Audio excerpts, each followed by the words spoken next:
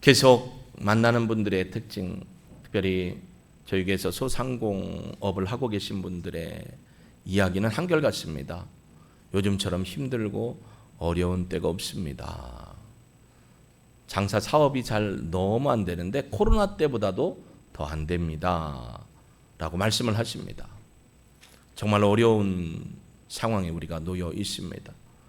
비단 장사의 문제만은 아닙니다. 여러분의 삶 속에서 예전보다 편리해지고 없는 것 없고 물질도 풍성해지고 누리는 것도 많고 가진 것도 많은데 유독 행복하십니까? 라고 물으면 글쎄요 내지는 말을 안 해요. 여러분 행복하십니까? 곧 봐요. 이제 뒷북치는 분도 있고 얘기 안 하는 분도 있잖아요. 여러분 세계적으로 보면 생명 존중에 대한 가치들이 부각되면서 여기저기에서 생명 존중과 인권을 강화해야 한다라는 이야기들이 많이 나오고 있습니다. 그래서 생명을 존중해야 된다. 심지어 환경 연구하는 환경 연구 그룹, 연대 이런 분들도 보면 환경을 보호해서 사람이 환경과 함께 더불어서 잘 살아가야 한다라고 이야기를 많이 합니다. 그만큼 생명 존중에 대한 가치들이 많이 부각이 되고 있는데 반대급부로 생명 존중에 대한 의지와 가치가 많이 일어나는 것과 더불어서 그에 비해서 그것보다 더 크게 생명을 멸시하고 또 생명에 대한 경시 사상들이 늘어나고 있는 것을 우리는 보게 됩니다. 여러분이 늘 가까이서 보는 매스컴, 매스미디어, 모든 잡지, 신문, 또 인터넷, TV, 영화 모든 것들을 보면 생명이 얼마나 소중한데 그 생명을 함부로 대하는 것을 너무나 많이 보게 됩니다. 오늘 본문에도 보면 생명을 경시하는 한때는 예수님의 제자였던 가룟 유다의 모습도 우리가 볼 수가 있습니다. 한번 여러분 질문해 볼게요. 대답을 꼭 하세요. 마음으로 하든 입으로 하든.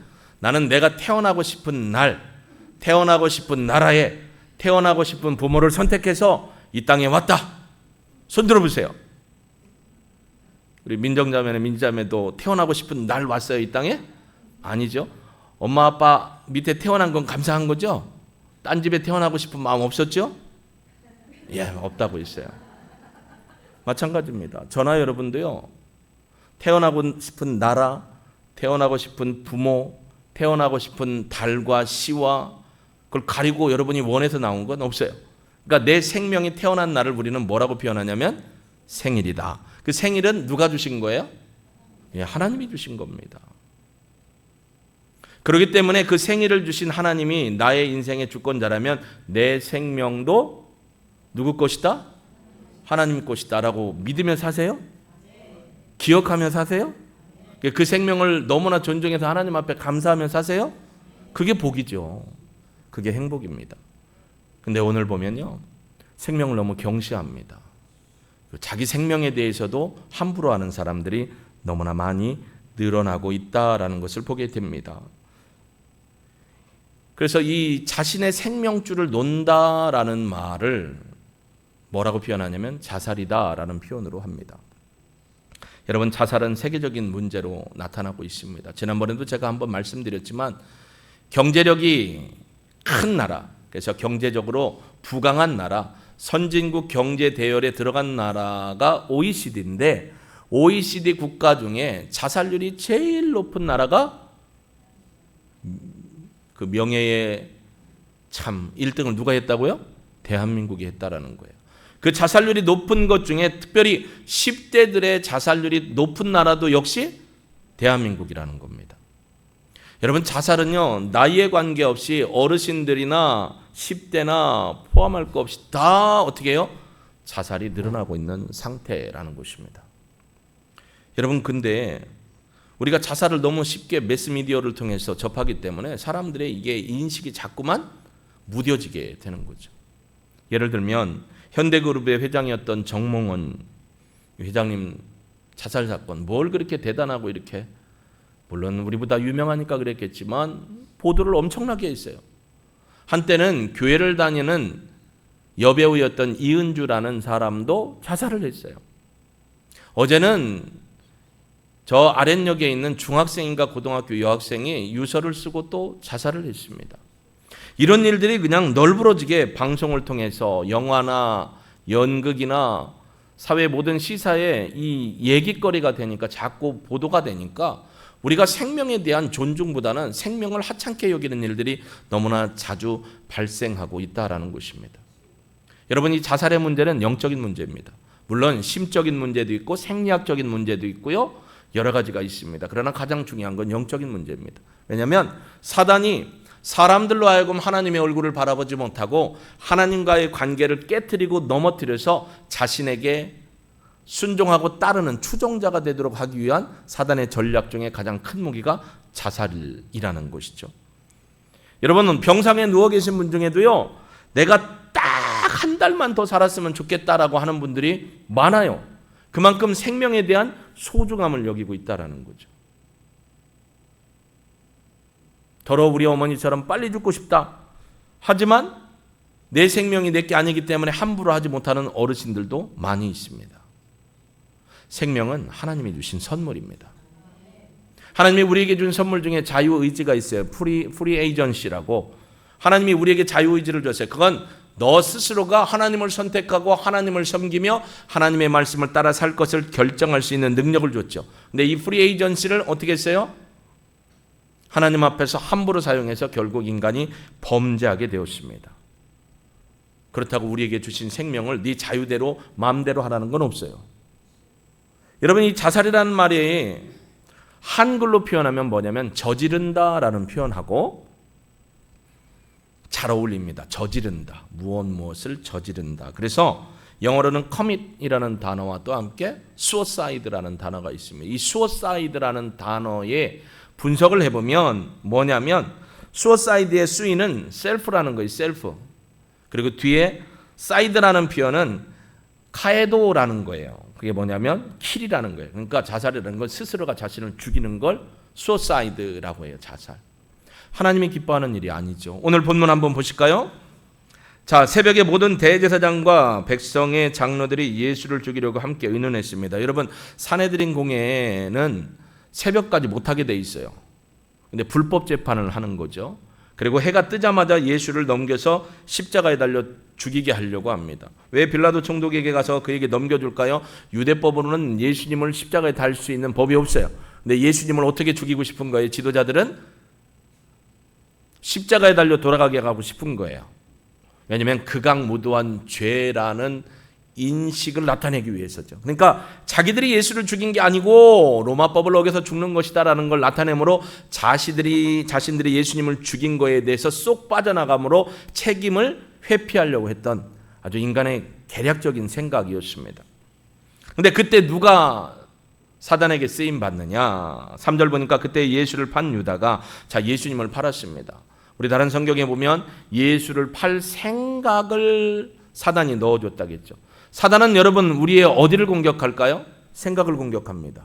마음을 공격합니다. 입을 공격합니다. 손과 발을 공격합니다. 그래서 하나님 앞에 거룩함으로 서지 못하고 사단의 뜻을 따라가도록 하는 추종자가 되도록 합니다. 그래서 우리는 생각과 마음과 말과 손과 발의 삶을 온전히 하나님 앞에 드릴 때 사단의 종이 되지 않게 되는 것이죠. 근데 사단이 자꾸 이 자살이라는 단어를 사람들에게 자꾸 오픈시키고 무뎌지게 하면, 그래서 결국 스스로 생명을 끊어버리는 안타까운 일들이 일어나고 있습니다. 여러분, 자살이라는 한 사람이 직접적으로 고의적으로 목숨을 끊어버리는 것입니다. 다른 말로 하면 가장 단순한 의미로 자살이라는 어떤 환경과 의도와 수단을 사용하든지 자기 생명을 계획적으로 끝내는 거예요. 여러분, 자살이 무계획이 아니에요. 계획이에요. 계획된 살인입니다. 그래서 우리는 이러한 자살의 행위를 빠지지 않아야 합니다. 물론 이렇게 얘기하면 사람들은 하나님 믿는 사람들이야 그렇지만 나는 하나님도 믿지 않고 신앙도 없고 예수님도 믿지 않는 사람이다 라고 얘기할 수 있겠죠. 그러나 그들의 생명도 하나님이 주셨죠. 그렇기 때문에 우리는 자살을 하면 안 되는 거예요. 왜냐하면 우리가 하나님의 형상대로 지음받은 존귀한 소중한 존재이기 때문에 그렇습니다. 여기서 말하는 형상은 이미지가 아닙니다. 첼렘이라는 히브리어 단어는 하나님의 성품과 내재되어 있는 속성을 얘기하는 거예요. 우리 안에 있는 하나님의 내재되어 있는 속성을 첼렘이라고 하는 거예요. 하나님은 영이시니 육신이 없어요. 우리처럼 셰이프가 없어요. 그렇기 때문에 하나님의 그 공유적인 성품이 우리 안에 들어서 우리를 그렇게 창조해 주셨어요. 다 하나님의 형상대로 지음받았어요. 하나님을 믿지 않는 사람도 하나님을 믿는 사람들도 모두가 하나님의 형상대로 지음을 받았고 그들에게 하나님이 생명이라는 선물을 주셨기 때문에 선물을 주신 주님이 내 생명의 주인이십니다. 그래서 아도나이 주권자라는 거예요. 왜 우리가 하나님이 우리의 주권자냐면 예수님의 피로 우리를 사셨기 때문에 주권자, 그걸 다른 말로 아도나이라고 표현을 하는 것입니다. 여러분, 인간에게는 우리의 생명을 스스로 끊고 할 자유도 없고 권한도 없습니다. 근데 왜 자꾸 사람들이 이렇게 되는 걸까요? 생명 존중 사상이 늘어나는데 반해서 생명 경시 사상이 너무나 많이 나옵니다. 뉴스를 보면 사람을 죽이는 일들을 쉽게 생각해요. 그 23살 먹은 정 누구누구라는 그 여자를 보세요. 비슷한 또래의 선생님을 그렇게 죽이고 자르고 천연덕스럽게 있는 모습을 보십시오. 이게 심리적이고 생리적인 영향뿐만이 아니에요. 분명한 건 영적인 문제라는 것입니다. 그래서 우리가 자살을 생각지도 말아야 돼요. 성경에 보면 악은 그 모양이라도 버리라 했어요. 그 악이라는 것을 입에도 담지 않아야 된다라고 하는 거죠. 왜 우리가 좀 전에 얘기했지만 하나님의 형상대로 지음받은 사람이기 때문에 절대로 우리의 생명을 마음대로 함부로 해서는 안 된다는 거죠. 그게 창세기 9장 5절에 보면 그렇게 분명하게 우리에게 얘기를 해주고 있습니다. 내가 반드시 너희의 피, 곧 너희의 생명의 피를 찾으리니 짐승이면 그 짐승에게서 사람이나 사람의 형제면 그에게서 그의 생명을 찾으리라. 6절에 보니 다른 사람의 피를 흘리면 그 사람의 피를 흘릴 것이니 이는 하나님이 자기 형상대로 사람을 지으셨습니다. 여러분, 다른 사람의 피를 흘리는 것뿐만 아니라 자기가 자기 자신을 피를 흘려 죽게 되는 것도 하나님이 어떻게 하신다고요? 그 앞 5절에 보면 책임을 묻겠다라는 거예요. 책임을 묻겠다. 왜냐하면 생명은 하나님이 주신 거고 하나님이 주권자이기 때문에 그렇습니다. 그러니까 여러분, 생명을 온전히 하나님의 받은 믿음의 선물로 간직하셔야 돼요. 여러분은 의인이라고 여겼던 욥도 보세요. 욥도 보면 자기가 너무 고통과 힘들고 아팠어요. 아마 오늘날로 따지면 거북이 등과 같은 아토피였을 것 같아요. 아토피, 온몸에 전신 아토피, 긁어도 가렵고 딱쟁이가 도고 또 가렵고. 그러다가 욥이 버티다 못해서 뭘 저주했냐면 자신의 생일을 저주했어요. 그 생일을 누가 주셨는데요? 하나님이 주셨어요. 하나님에 대해서 못된 말을 한 거예요. 여러분, 정말로 죽고 싶을 만큼 힘들고 아프고 괴롭고 고통과 터널을 통과하는 어둠의 사면초가가 늘 있어지면 어떨까요? 이런 생각이 들 수도 있겠다라는 마음도 있습니다. 여러분, 한강 다리에 가면요, 한강 다리를 보통 보니까 저는 성수대교를 많이, 동호대교하고 성수대교, 한남대교를 많이 다니는데 한강을 기준으로 북쪽은 뭐라고 해야, 예를 들면 성수대로 북쪽이라고 하고 성수대교 남쪽이라고 표현을 하더라고요. 그죠?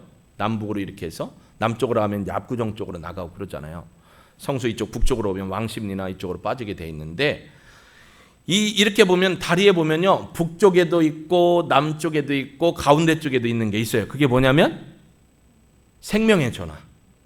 24시간 생명의 전화가 돌아갑니다. 어떻게 해요? 자원자들, 발런티어들을 통해서 생명의 전화. 그분들은요, 300명, 500명의 사람들을 다 훈련해서 연습하고 지도받고 전화를 통해서 힘들고 고통과 어려움에 있는 사람들을 살리고자 하는 거예요. 자비로 하는 거예요. 돈 받고 하는 거 아니에요. 시간대별로 다 조가 짜 있고 요일별로 조가 짜 있어요. 그래서 고통이 얼마나 힘들고 고통스러우면 그곳에 갔을까. 그러다 그 생명의 전화라는 걸 듣고 눌러서 전화를 하면 그분들이 받아서 생명을 살리고자 하는 마음으로 상담을 해주고 그분들의 얘기를 들어주면 또 그분들이 힘을 얻고 한강에서 투신하지 않는 일들이 많이 있어요. 살리는 일이 우리의 일입니다. 우리는요, 출애굽기 20장 13절에도 보면 계명이 있는데 뭐라고 되어 있냐면 하나님이 우리에게 주신 계명이 살인하지 말라라는 거예요. 다른 사람을 죽이는 살인뿐만 아니라 나 자신의 생명까지도 살인하지 말라라는 거예요. 생명이 누구 거라고요? 왜 내 거라고 안 해요? 생명 누구께 있다고요? 주께 있네라고 하잖아요. 생명은 주님 겁니다. 그러니까 하나님의 창조의 역사대로 또 하나님의 자녀가 되었기 때문에, 믿지 않는 사람들은 하나님의 자녀가 아닌데 아니 하나님의 형상대로 지음받은 사람들이기 때문에 하나님이 주신 그 선물을 존귀히 여기며 살아가야 하는 겁니다. 보통 자살하는 사람들의 이 생각 중에 하나가 뭐냐면요, 죽으면 끝이라고 생각해요. 그러니까 죽음을 택하는 거예요. 근데 여러분 죄송하지만 히브리서 9장 27절에 보면 죽음이 끝이 아닙니다. 죽으면 반드시 하나님 앞에 면접받으러 가야 돼요. 보실까요? 한 번 죽는 것은 사람에게 정하신 것이요 그 후에는 심판이 있다. 주님의 심판대 앞에 서야 됩니다. 죽음은 끝이 아니에요. 근데 자꾸 죽는 사람들의 특징이 뭐냐면 죽으면 모든 문제 해결됐고 이 고통은 없어지고 나는 더 이상 이런 괴로움에 빠지지 않는다고 하는데 아니라니까요. 주님 앞에 서야 돼요. 또 본인 스스로 생명을 망치면 누가 그 문제 가운데 어려움을 당하냐면 가족이 또 어려움을 당해요. 가족에게 피해를 안 주기 위해서 죽는다고 하지만 핑계입니다. 가족이 그 모든 아픔과 고통과 트라우마를 다 경험해야 되고요. 심지어 빚도 다 갚아야 돼요. 자살은 하나님의 방법이 아니에요. 도피처가 아니라는 겁니다. 그러면 일상의 삶을 살아가는 사람들도, 하나님의 백성이 아닌 사람들도 분명히 알아야 될 것은 우리의 삶의 목적과 방향을 하나님 나라에 두고 살아가야 이 자살의 문제를 해결할 수 있다는 거죠. 여러분, 이 땅에 왜 태어나셨냐라고 물으면 이사야 4:3-2 이 백성은 내가 나를 위하여 창조했다라고 했습니다. 하나님의 영광을 위해 찬송을 부르게 창조했다고 했습니다. 그게 하나님의 영광을 위해서 살아갈 수 있는 사명을 부여받고 이 땅에 나오셨다라는 거예요. 사람의 목적은요, 하나님과의 관계성이 끊어지면 삶의 의미를 못 느낍니다. 그렇기 때문에 하나님 앞에 그런 믿음으로 내 삶의 모든 과정과 방향은 하나님 나라를 향해 달려가고 있다는 분명한 가치를 가지고 살아야 목적 있는 삶을 살게 되고 목적이 흐트러지지 않게 되고 자살이라는 모든 사단의 계략으로부터 우리가 자유케 되는 줄로 믿습니다. 여러분, 연구해봤대요. 과학자들도 연구해보고 심리학자들도 연구해보고 의사들도 연구해보고 목사님들도 연구해보고 그 연구 결과들이 많이 나왔지만 보통 보편적으로 합치되는 내용이 뭐냐면 자살하는 분들의 성격상 특징이 뭐냐면 다른 사람에게 매우 의존적인 사람이 그런 경우가 많대요. 그래서 그 사람을 절대적으로 의존했다가 그 관계 가운데 배신을 당하거나 어려움을 당하면 수사이드 한다라는 거예요.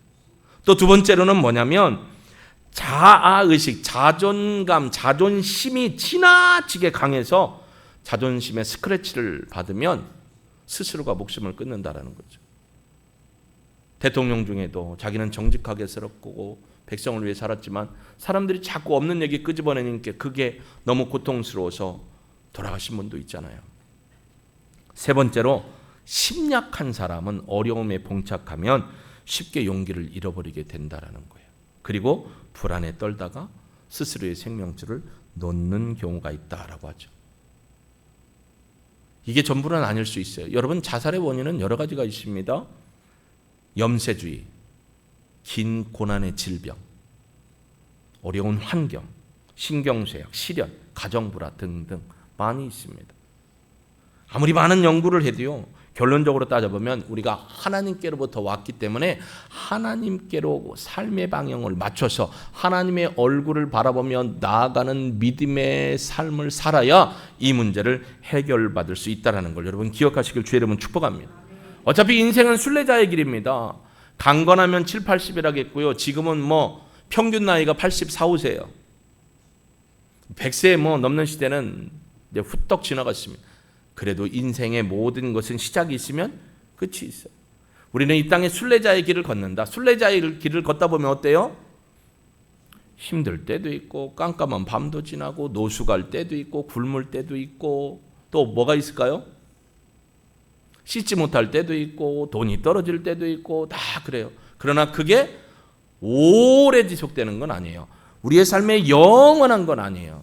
여러분이 고통의 터널과 질고의 아픔 속에 살아도 이게 오래 지속되는 건 아니 영원히 있는 것은 아니라는 사실을 기억하시길 바랍니다. 그래서 우리가 순례자의 길을 가기 때문에 하나님의 얼굴을 바라보며 내 삶의 방향을 하나님께 맞춰가는 것이 중요합니다. 믿지 않는 분들에게 왜 우리가 전도해야 되냐? 그들이 이 자살의 도피처라고 생각하는 자살의 위험으로부터 하나님께로 얼굴을 돌려 회개하고 돌아가면 그들의 인생이 참 기쁨과 하나님이 주시는 행복이 있게 될 줄로 믿습니다. 여러분 오늘 본문에 보면요, 마태가 이렇게 기록합니다. 마태는 누가 썼다고요? 마태가 썼죠. 누가는 누가 썼어요? 누가가 썼어요. 행전은 누가 썼어요? 누가가 썼어요. 자, 4절 보세요. 이르되 내가 무죄한 피를 팔고 죄를 범하였다 하니. 근데 이런 얘기를 한 이유가 있어요. 3절에 그때 예수를 판 유다가 그의 정죄됨을 보고, 정죄라는 건 자신이 죄를 지었음을 깨닫고 스스로 뉘우쳤다라고 했어요. 뭐 했다고요? 스스로 뉘우쳤대요. 뭘 안 했어요? 회개를 안 했어요. 여러분 뉘우침은 회개가 아닙니다. 원문에도 보면 뭐라고 되어 있냐면 메타멜로마이라고 되어 있어요. 이거는 뭐라고 되어 있냐면 후회하다. 후회하다라는 거예요. 가끔씩 보면 서울 지역도 그랬고 지방에도 그랬는데 큰 사진 하나 버스에 붙어 갖고 가죠. 죄사함, 거듭남의 비밀, 박땡땡이라고 써 있죠. 그분들의 특징은 뭐예요? 회개 한 번만 하고 안 한다 이거예요. 뉘우침은 구원의 문제가 아닙니다. 가룟 유다가 정말로 회개를 했다면 어땠을까요? 하나님 앞에 철저히 회개하고 재판정에 있는 예수님한테 어떻게든지 가서 잘못을 회개하고 고백하지 않았을까요? 근데 회개한 게 아니라 뉘우친 거예요. 자신의 양심에 비출 때 내가 죄를 지었구나를 정죄받아 깨달은 거예요. 죄를 지은 걸 깨달았어요. 그럼 죄의 문제를 해결해야 돼서 예수님께로 가야 되는데, 하나님께로 가야 되는데 가지 않았어요. 여러분 뉘우침은 해결이 아닙니다. 참다운 회개가 메타노이오, 진짜 회개가 하나님 앞에 살 길임을 믿으시길 주의 이름으로 축복합니다. 그렇기 때문에 여러분 진정으로 회개하여 하나님 앞에 돌아가는 신실한 믿음의 삶이 우리에게 있어야 할 줄로 믿습니다. 여러분 나는 혼자가 아니에요. 옆에 보세요. 누구예요? 내 동역자들이고 동료잖아요. 우리 교회의 식구들이잖아요. 집에 들어가면 가족이 있어요. 또 세상에 나가면 좋은 믿음의 동역자들도 있고 친구도 있어요. 이분들이 함께 있는 건 뭐예요? 하나님이 여러분을 홀로 두지 않고 세워주기 위해 있는 거예요. 특별히 교회 공동체를 통해서 여러분을 세우고 기도하고 돕고 하나 되게 하는 일을 하게 하신 분이 하나님이십니다. 그렇기 때문에 하나님이 우리 주변에 세워주신 이분들을 통해서 우리가 혼자가 아니라는 사실을 분명히 깨닫고 이 어려움과 고통과 질고와 아픔의 문제를 이겨나갈 수 있기를 주의 이름으로 축복합니다. 그리고 우리에게 있어서 예수 그리스도를 영접함으로 우리의 인생의 문제를 그분이 풀어주실 수 있다는 믿음을 가져야 합니다. 그리고 그분을 영접하고 성령님과 함께하는 믿음의 삶을 살아가는 것이 이 자살의 문제, 죽음의 문제, 사단의 계계로부터 우리가 자유를 수 있는 방법입니다. 한번 리서치 해볼까요? 여러분 혹시 입에 정말 죽고 싶다라는 생각과 말이 나오신 분 있었죠? 근데 그런 거 하나님 앞에 내가 이런 말, 차마 이런 생각과 이런 말로 하나님 그렇게 살았었는데 내가 그때 그 말, 그 생각했던 걸 회개합니다 하고 철저히 하나님 앞에 회개하셨습니까? 안 하고 여태까지 사시는 분이 있으면 회개하십시오. 여러분 하나님은 우리의 생각과 마음의 뜻까지도 감찰하시는 분입니다. 우리의 모든 것을 아시는 분입니다.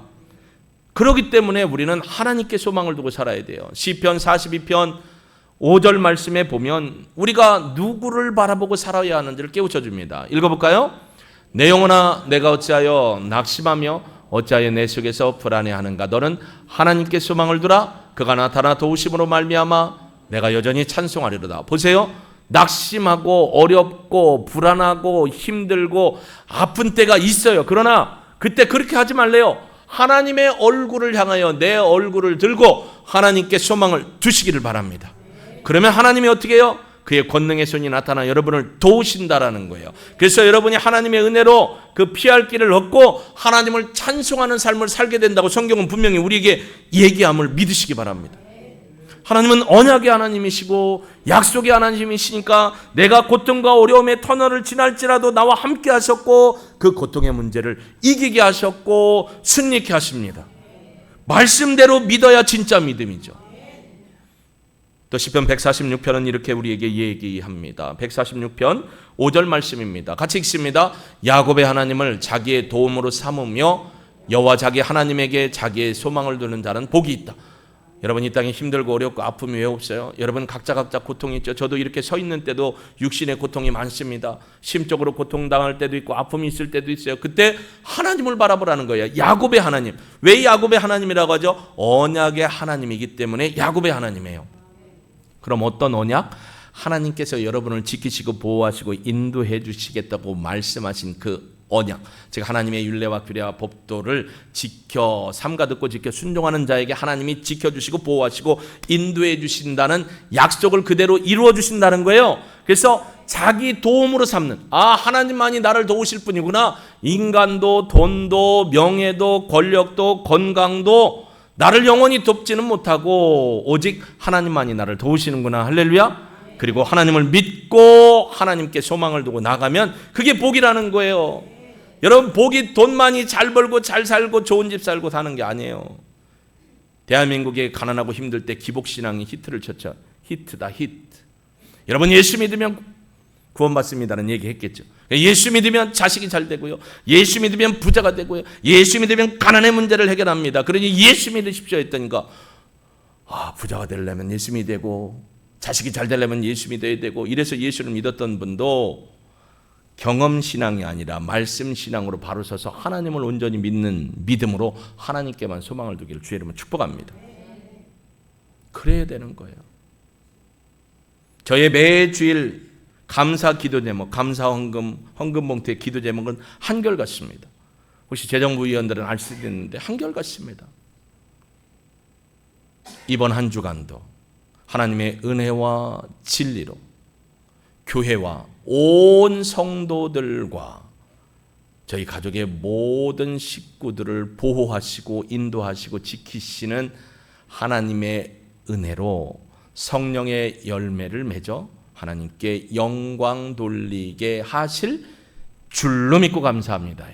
하나님 한 주간 동안 베풀어 주신 은혜를 기억하고 감사합니다를 넘어서 앞으로 오늘 주일부터 예배드리는 한 주간의 삶 속에 하나님의 보인지의 하나님, 보호하시고 인도하시고 지키시는 하나님이 성령의 충만한 열매를 맺게 하심으로 하나님이 영광 받으시는 삶으로 우리 성도들을, 우리 교회를, 우리 가족들을 사용해 주실 줄로 믿고 고백합니다는 믿음의 고백으로 기도 제목을 표현합니다. 감사를 표현합니다. 아직 안 받았지만 받은 줄로 믿고 해요. 여러분도 마찬가지입니다. 여러분, 성령의 충만함으로 함께 동행하는 삶을 사는 것 너무너무 중요하는데요, 성령 충만함으로 살아가는 사람들의 입술이 건강해야 돼요. 어떤 입술이 되어야 될까요? 믿음의 말을 하는 거예요. 할렐루야.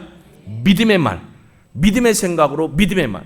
여러분, 바울은 골로새 교회를 향해서 위의 것을 생각하고 위의 것을 바라보라 했어요. 하나님의 생각과 하나님의 뜻을 내 말과 내 생각과 내 입에 두고 믿음으로 선포하는 저와 여러분이 되길 주의 이름으로 축복합니다.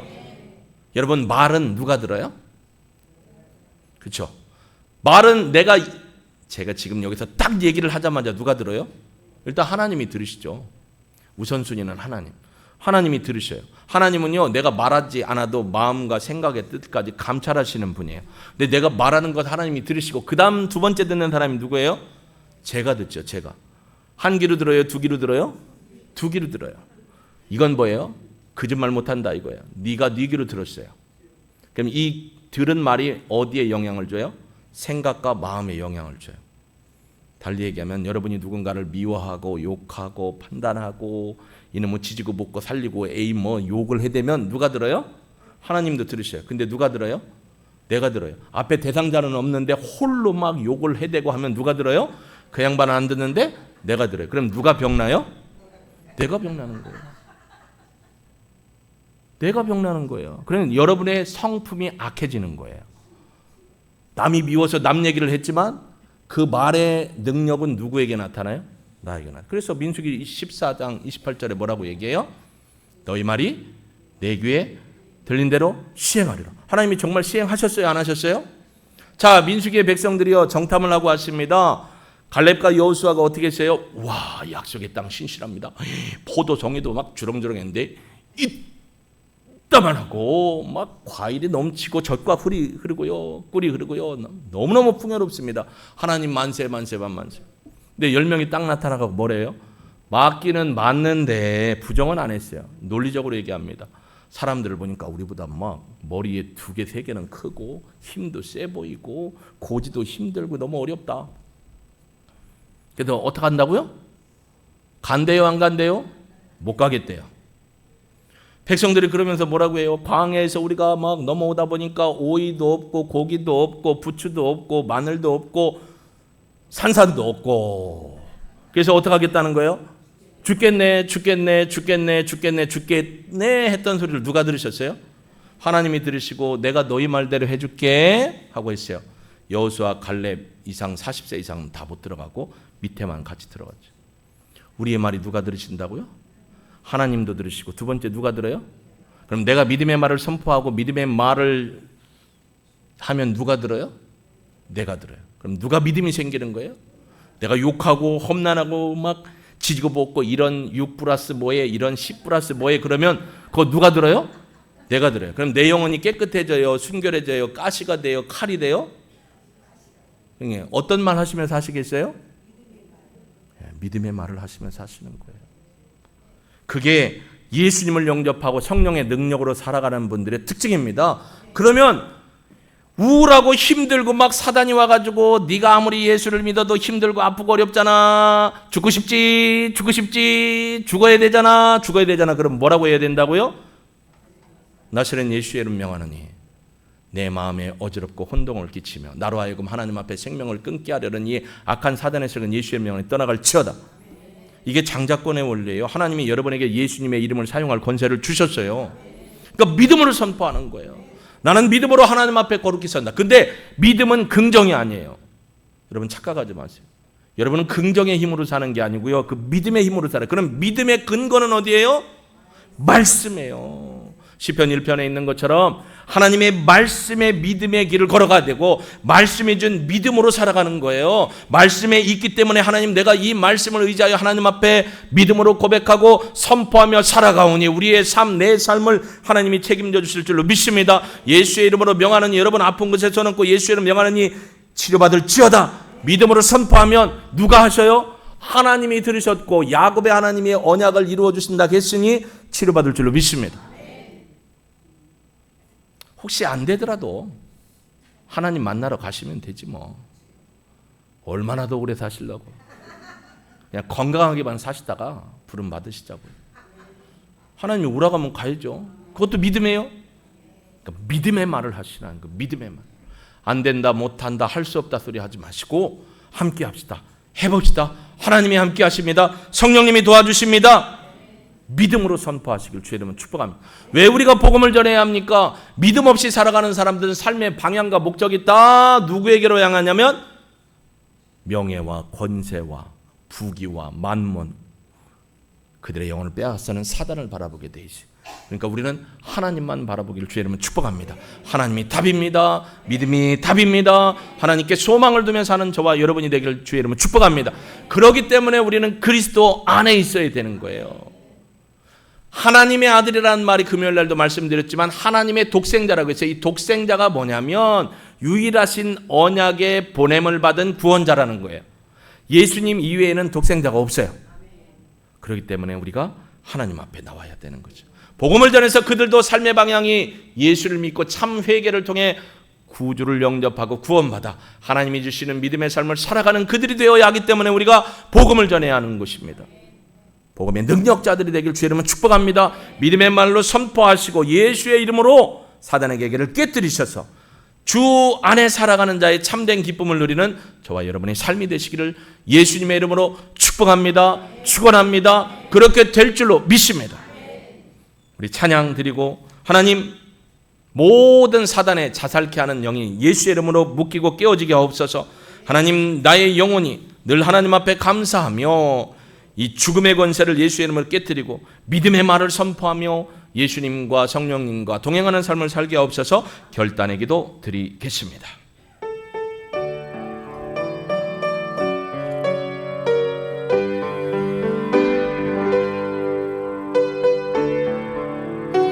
가사를 기억하며 찬양드립니다. 내가 그리스도와 함께 십자가에 못 박혔나니 그런즉 이제 내가 산 것 아니요 오직 내 안에 예수께서 사신 것이라. 아멘. 예수님은 여러분 안에 살아계십니다. 이제 내가 육체 가운데 사는 것은 나를 사랑하사 자기 몸 버리신 예수 위에 산 것이. 다시 한번 고백합니다. 내가 그리스도와 함께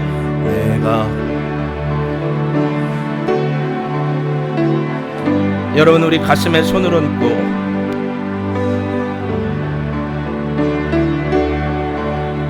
믿음으로 찬양드립니다. 그런즉 이제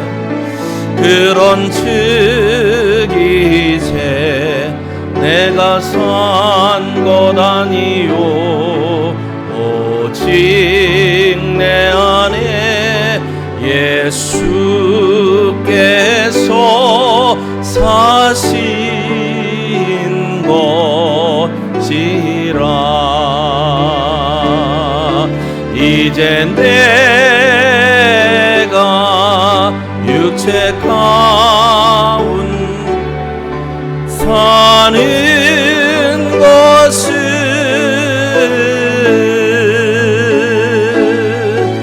나를 사랑하사 자기 몸 버리신 예수 위에 산 것. 우리 결단의 기도로 하나님 앞에 나갑니다. 이 하나님, 예수 그리스도 안에 있는 자가 이 모든 도피, 자살의 영으로부터 자유케 되고 구원을 받게 되는 줄로 믿습니다.